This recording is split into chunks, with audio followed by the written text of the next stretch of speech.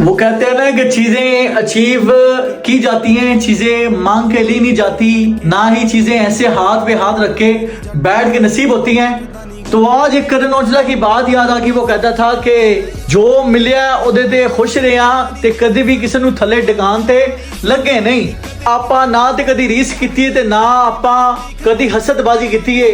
ਜਿੰਨਾ ਉਸ ਰੱਬ ਨੇ ਦਿੱਤਾ ਹੈ ਆਪਾਂ ਉਹਦੇ 'ਚ ਖੁਸ਼ ਰਹਾਂ। ਇੱਕੋ ਹੀ ਇੱਕ ਲਾਈਫ है ब्रो, भूल के एंजॉय करो। न जाने कदू है सांस निकल जाए पता नहीं चलना।